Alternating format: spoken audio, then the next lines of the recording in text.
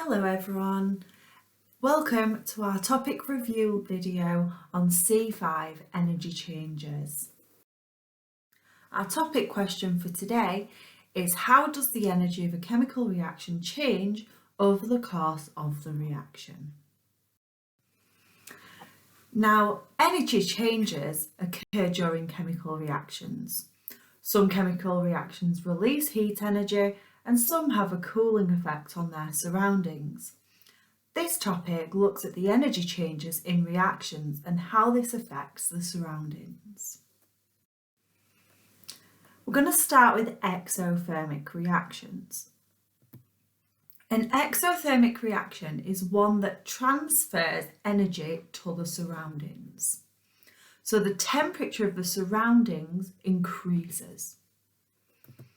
An exothermic reaction can include combustion, many oxidation reactions and neutralization. So there's several different examples of these types of reactions. We also use these reactions frequently in everyday life for uses such as self-heating cans and hand warmers, but also in cooking our food and heating our homes.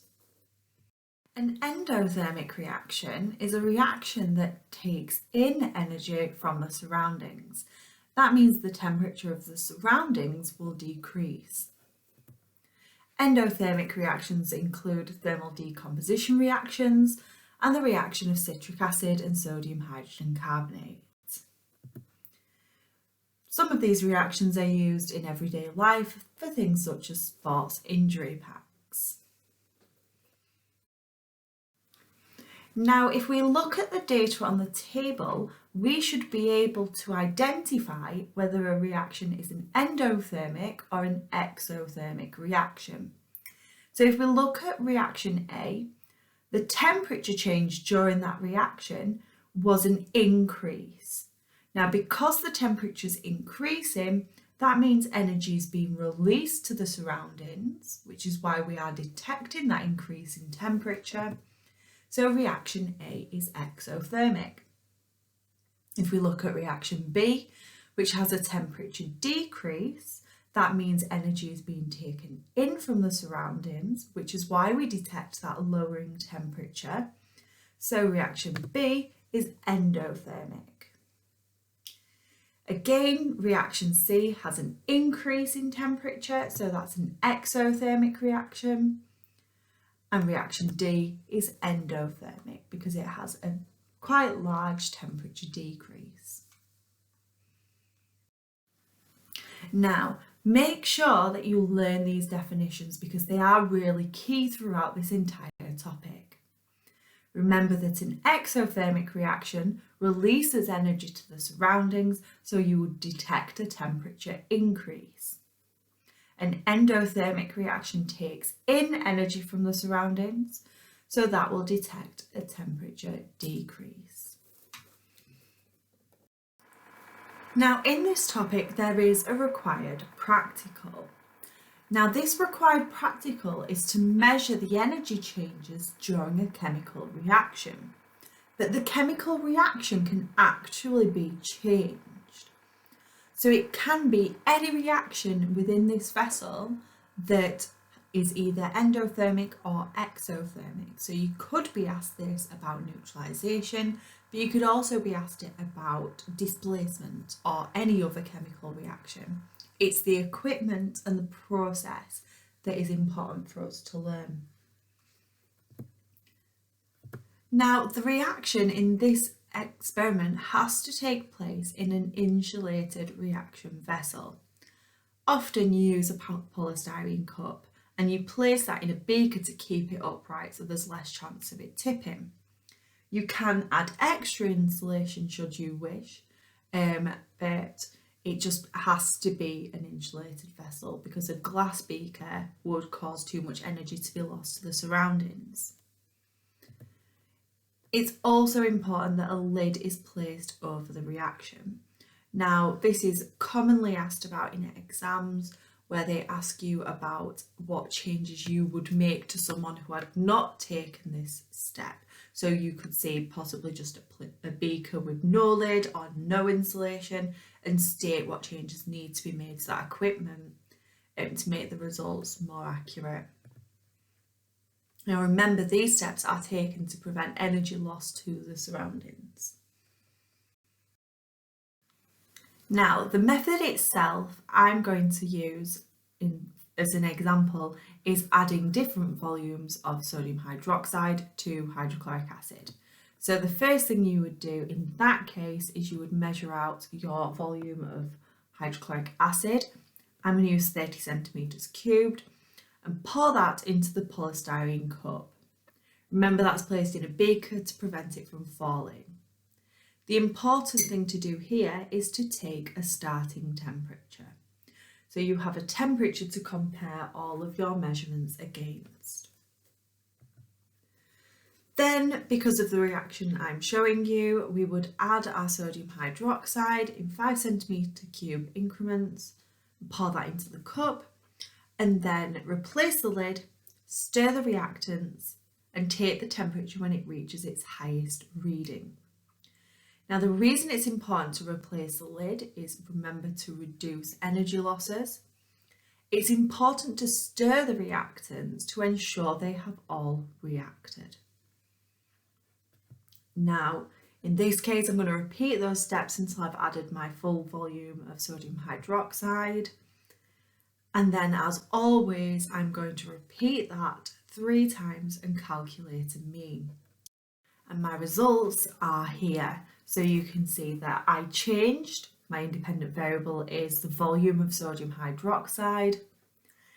I measured the maximum temperature produced, and I've done it 3 times, calculated a mean.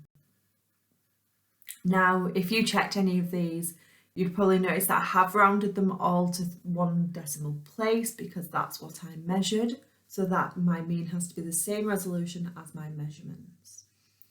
Now we're going to have a quick look at a graph of this data. Now, often with this kind of experiment, instead of a line of best fit, you could get asked to draw 2 intersecting lines of best fit. And the reason for that is I've actually added more sodium hydroxide than was required to neutralise that acid. So you can see that the temperature actually starts to decrease, and that's purely because the acid has reacted. Now, a common question on this sort of experiment is, how could I measure the maximum volume of sodium hydroxide? Well, if we look at the highest point where the 2 lines intersect, my highest temperature change would be around 22 to 22.5 centimetres cubed. But I'm not sure, and the reason I'm not sure is because I added 5 centimetres cubed at a time.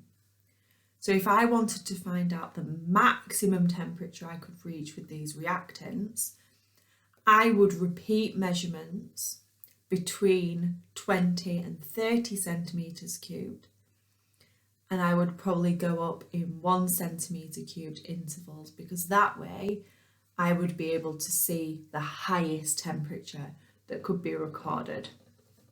And I know it's somewhere within that region of results.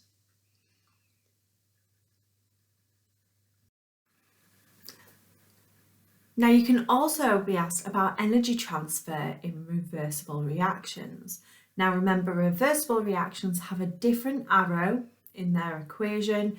They have this arrow that goes in both directions, and that's because the reaction can go both forwards and backwards.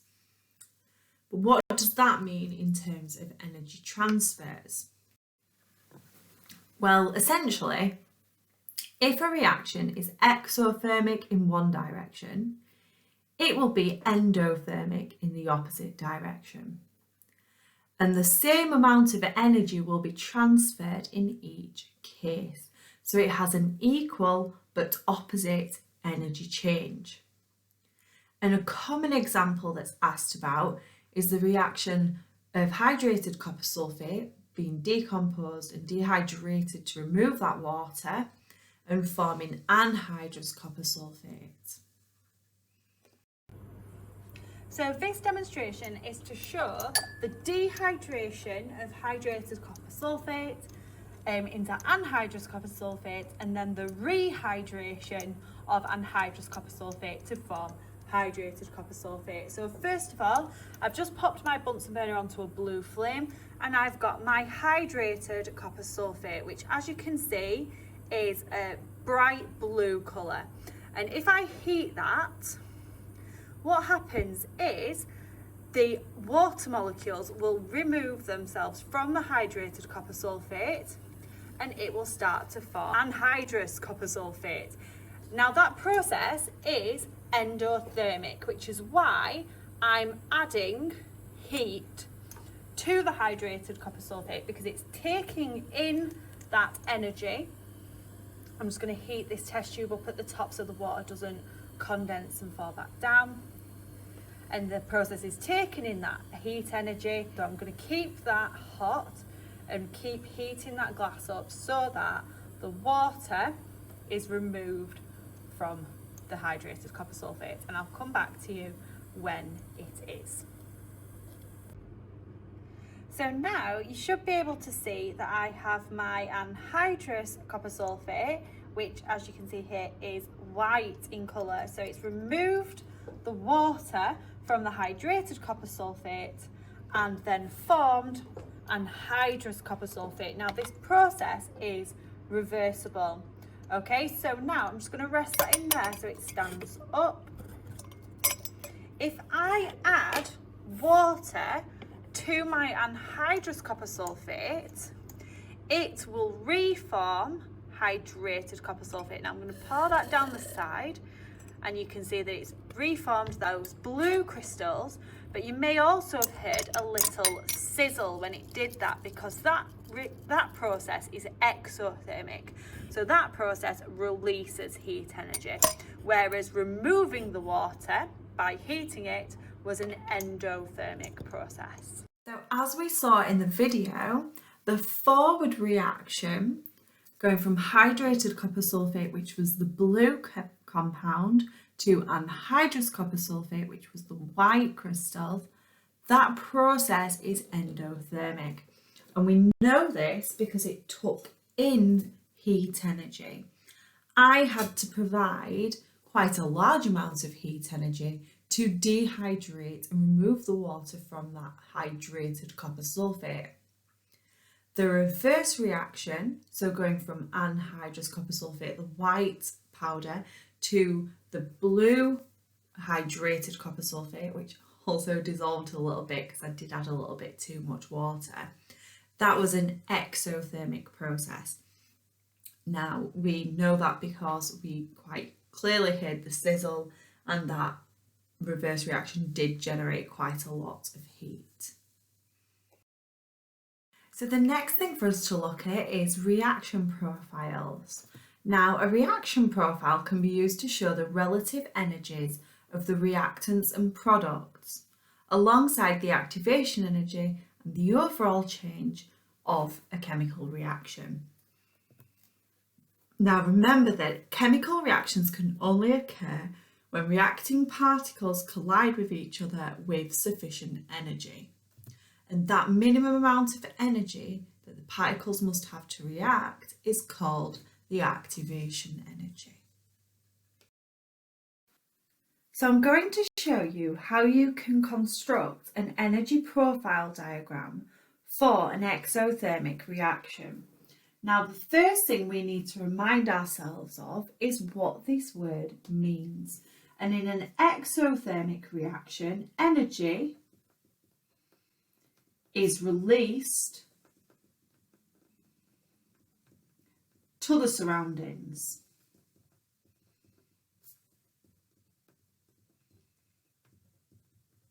And this is detected by a temperature increase in the surroundings.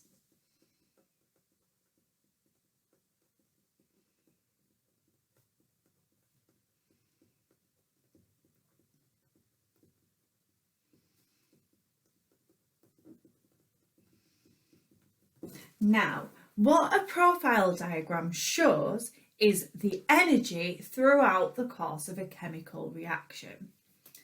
And on this, we label certain things which have significance. Now, the first thing we label is the energy level of the reactants. Now, that can be the word of reactants, or it can be specific examples of reactants.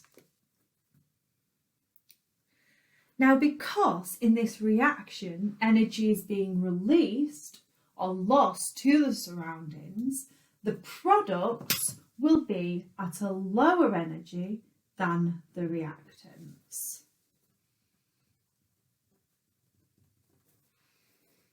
Now, we may remember from previous topics that in a reaction, the particles of the reactants must collide with sufficient energy. And the minimum energy needed for a successful collision is called the activation energy. And this is represented on one of these diagrams by drawing essentially a hump of energy between the reactants and the products. And when we label this, we indicate the height of that hump as being the size of the activation energy.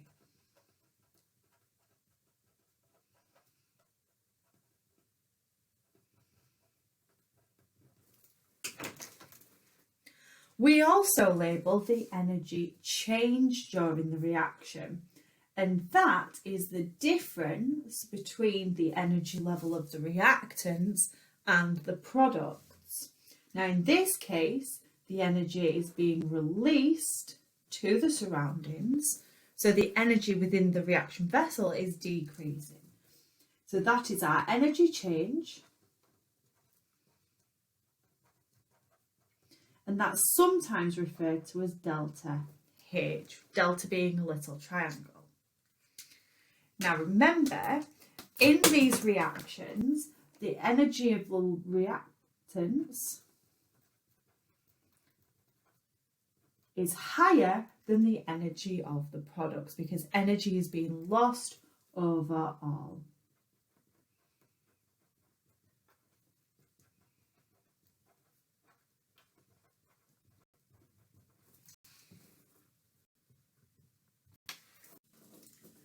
So now that we've looked at the reaction profile for a exothermic reaction, we now need to think about how that would be different for an endothermic reaction. So let's just remind ourselves of what that word means first of all. In an endothermic reaction, energy is taken in from the surroundings.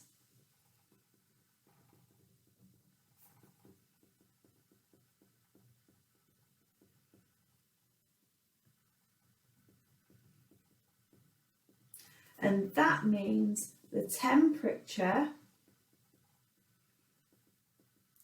of the surroundings decreases.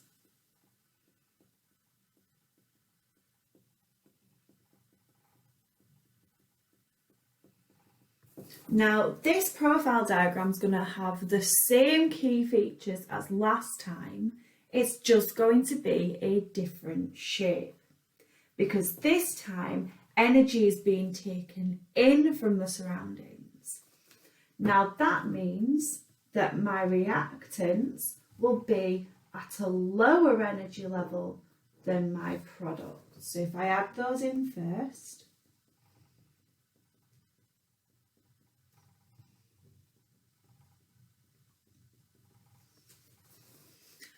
I will still need to label the activation energy. And remember, that's the minimum amount of energy the reactant particles need for the reaction to occur. So again, that is represented as a hump. Okay, and if I label that, I have to label that from the reactant. So I'm going to draw my dotted line, same as I did last time, and then the size of the activation energy is what is labelled.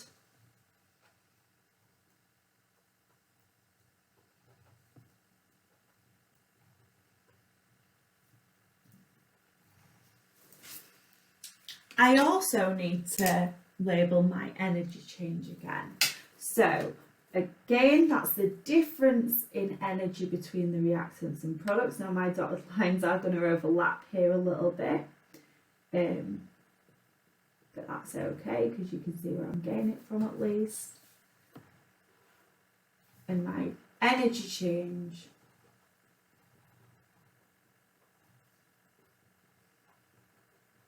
is the difference between those two lines. And remember, that could be represented as delta H. So some key features for this that we have to remember is this time the energy of reactants is lower than the products.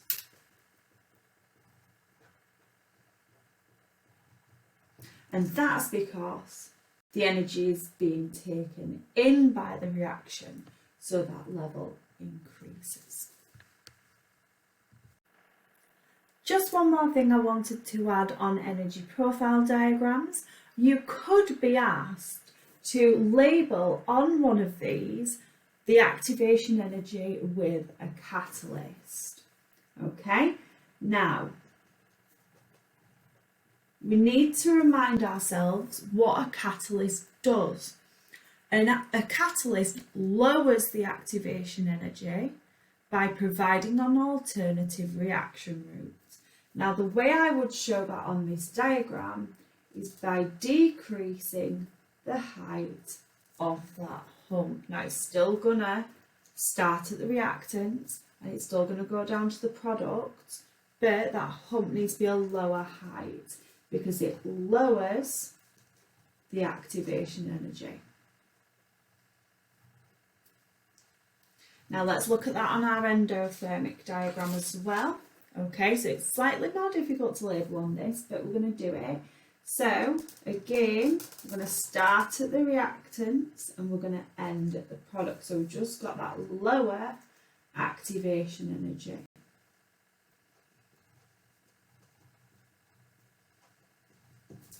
Okay. The next part of this lesson is higher tier content only. And we're going to start to look at chemical bonds and their link to energy changes. Now, what happens to bonds when substances react? Let's have a look at an example. So if I was to react methane and oxygen, which are the two molecules seen here, so you can see the methane and the two oxygen molecules, I would make carbon dioxide and water. And specifically, one carbon dioxide molecule and two water molecules.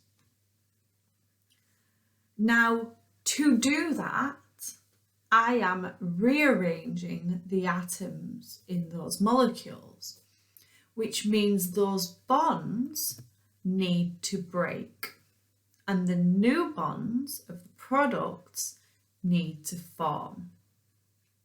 So during a chemical reaction, all of the bonds of the reactants break, and then those bonds in the products form. Now that process determines whether energy is going to be released from that chemical reaction or whether that energy overall is going to be taken in by that chemical reaction. And therefore, is it endothermic or exothermic? So we have to break all of the bonds of the reactants before we form the bonds of the products. Breaking bonds takes in energy. So when the reactants break their bonds, it will take energy to do that. Forming new bonds releases energy. And the difference between those two quantities is the overall energy change. So if I were to calculate that, I would need to know how much energy is being taken in breaking bonds, and how much energy is being released making new bonds. And the difference between those two things is my overall energy change. And that will tell me whether a reaction is exothermic or endothermic. Because in an exothermic reaction, the energy released making bonds is going to be greater than the energy taken in breaking bonds. And like we saw earlier, overall that means a temperature increase is seen as energy is being released overall to the surroundings.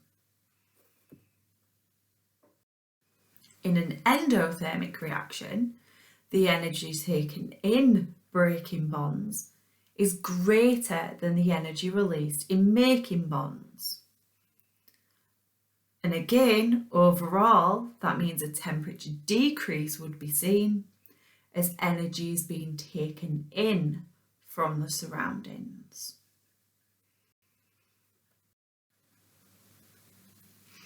So to calculate the overall energy change, you would need to work out the energy taken in breaking bonds and take away the energy that is being released when the bonds of the products form. Now, the energy for each bond would be provided to you in an exam. So if we look at the reaction on the screen, we've got 2 hydrogen molecules reacting with an oxygen molecule and forming 2 water molecules. Now, we know that the bonds of the reactants have to break and the bonds of the products will have to form. But each of those bonds will have a different amount of energy required to either break it or which is released when the new bonds form. Now, to show you those energies, you often get a table which shows you the bonds and provides you with the bond energy. Now, the bond energy is either the amount of energy taken in when that bond breaks, or it's the amount of energy released when that bond forms. And remember, the bond is the line joining the atoms together. Now, I've recorded myself doing this calculation so you can see someone working through this, and it's quite methodical, okay? So I'm going to insert that video here. And so I'm just going to work through this first example with you. Now, we're just going to take the reaction where hydrogen, 2 molecules of hydrogen react with oxygen and form 2 molecules of water. Now, I have been given them here in the question, but I am actually going to write it out myself with the molecules. So I've got 2 of this molecule reacts with 1 of this molecule to form 2 of this molecule. Now, the information I've been given in the table is that it's the amount of kilojoules required to either break or make each bond. So that means this hydrogen bond requires 436 kilojoules to break it. And I have 2 of that bond. This oxygen to oxygen bond requires 498 kilojoules to break it or make it. In this case, it's break because I've got my reactants. And this bond here, O to H, requires 464, but I've got 2 of them in this molecule, and I have 2 of that molecule. So if I look at my reactants first, I've got 2 of that hydrogen to hydrogen bond and 1 oxygen-oxygen bond to break. Now that will take 436 times 2, add 498, 1,370 kilojoules per mole. Now I'm going to form these bonds, and forming bonds releases energy. And I've got 2 bonds in the molecule, and I've got 2 of that molecule. So 464, add 464, times by 2 is 1856. Okay, now the overall energy change, or enthalpy change, delta H, is the reactants minus the products. So it's the energy taken in, breaking the bonds of the reactants, minus the energy that is released, forming the products. Now think about that. That energy is released. That's why it's negative. It is lost to the surroundings. It goes out of the reaction. So 1,370 minus 1,856 gives us a delta H energy change of minus 486 kilojoules per mole. For our triple science students, we also now need to look at chemical cells and fuel cells. Now, from the previous topic, chemical changes, you may remember the reactivity series of metals and how we use this to decide how a metal will be extracted from its ore. Now, this reactivity series is also important when we are looking at chemical cells. So what is in a simple cell? Now, in here we are talking about cells that produce a potential difference. So we are talking about a cell in the physics aspect of the term, but what we're looking at is the chemistry behind how that potential difference is produced. Now you can make a cell very easily, even at home, with 2 metals differing in reactivity and an electrolyte. And quite a famous simple cell is a lemon battery. So a simple cell is 2 metals which are different in terms of their reactivity, coming into contact with an electrolyte. Now, the bigger the difference in reactivity between those 2 metals, the greater the potential difference that would be produced. So I would produce a larger potential difference with magnesium and copper than I would iron and copper, because there is a larger difference in reactivity.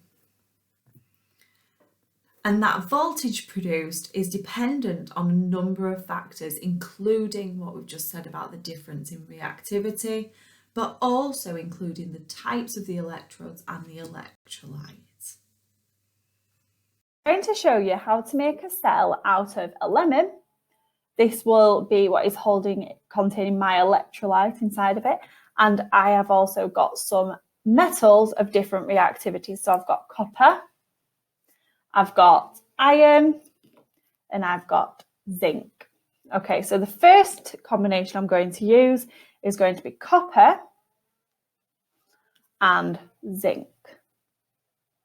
Now, I'm going to just touch the ends of those electrodes, and we should see this needle move. Now, we are reading this line here. So that 2 that I'm pointing at here, that will be 2 volts. So if we just connect those, we can see that we've got about 1.2 volts. It's just gone down a little bit, but we've got up to about 1.2 there. Let's call it. And there we go. You can see that it looks more like 1. So 1 volt of potential difference. Now, if I change this zinc electrode to an iron electrode, we should have a smaller potential difference produced, because there is a lower difference in the reactivities of the two metals. So if we just touch those, we can see we've got about 0.4 from the angle I'm looking at. So it's a much smaller potential difference produced. Let's try the zinc and the iron, because they've got a much bigger difference in reactivities. I've just put them into my lemon. And if I touch those, we're getting 0.8 volts. So that's a smaller potential difference than was induced by the zinc and the copper, because there's a smaller difference in the reactivity of the two metals. So now that you've seen a simple cell being constructed, we need to make sure that we remember what the potential difference from a simple cell would depend on. And remember that it depends on the type of metal used for the electrodes, the concentration of the electrolyte, and the type of the electrolyte. Now, these types of cells, like the lemon cell, is a disposable cell. And what we mean by that is once those reactants are used up, it will no longer cause a reaction and there will no longer be a potential difference produced. For a cell to be recharged, the chemical reaction must be able to be reversed when external electrical current is supplied. So we all know that there are some types of cells and batteries which are reversible and can be recharged. So for example, the battery in your phones and your iPads and tablets is reversible because it has a reaction inside of it that can be reversed when that electrical current is supplied. And then during use, that reaction that is occurring inside of that cell will be producing a potential difference. Now, another type of cell is a fuel cell. And in a fuel cell, we are supplying an external source of fuel. And a common example of this is a hydrogen fuel cell. And also often adding oxygen or air into that cell. The fuel is oxidized within the fuel cell to produce a potential difference. The overall reaction in a hydrogen fuel cell involves the oxidation of hydrogen to produce water. And hydrogen fuel cells offer a potential alternative to rechargeable cells and batteries. Now, how does it work? As you can see in the image at the moment, the reaction between hydrogen and oxygen is explosive. That's why when we perform the gas test for hydrogen, we place a lit splint into that hydrogen and we hear a popping sound. But if we are clever with our chemistry, we can slow down that reaction and utilise the energy that's released.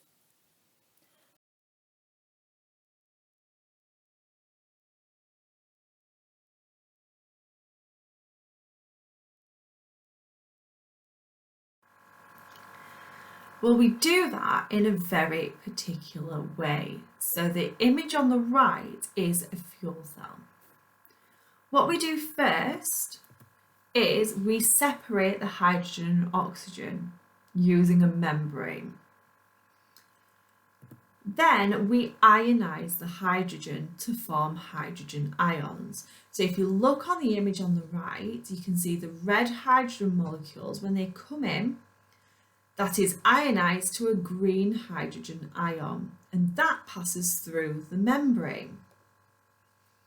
A current is also produced because the electrons that were lost from hydrogen then pass through the anode to the cathode, and then the hydrogen ions react with the blue oxygen molecules and the electrons at the cathode, and that forms water. So if you just look at that image again as I'm going through this, we ionise the hydrogen to form H+ ions. They pass through the membrane and the electrons pass from the anode to the cathode. At the cathode, the hydrogen ion reacts with the oxygen and the electrons to form water. And as you can see, the emissions from that are air and water vapour.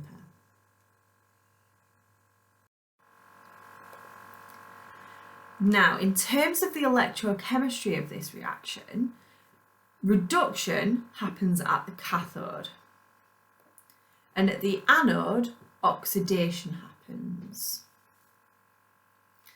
Now, the electrons flow from the anode to the cathode. So, red cat, reduction at the cathode, anox, anode oxidation. And then fat cat, the electrons flow from anode to cathode. Now let's have a look at the half equations for this, because they can be quite technical. At the anode, the hydrogen gas is being ionised. So we've got H2 forming 2 H+, 2 hydrogen ions, and 2 electrons. Those electrons flow from the anode to the cathode, and the hydrogen ions pass through the membrane. At the cathode, the hydrogen ions react with oxygen and electrons to form water. So overall, in a hydrogen fuel cell, I've got hydrogen reacting with oxygen and making water. The reason that this is a brilliant resource is because hydrogen fuel cells could pose an alternative to fossil fuel cars. So some cars can use this chemical reaction in this context, in a hydrogen fuel stack, to run their engines. And that's brilliant because it's non-polluting, because only water is being formed. You've not got any other pollutants which you would traditionally get if you were using a traditional combustion engine.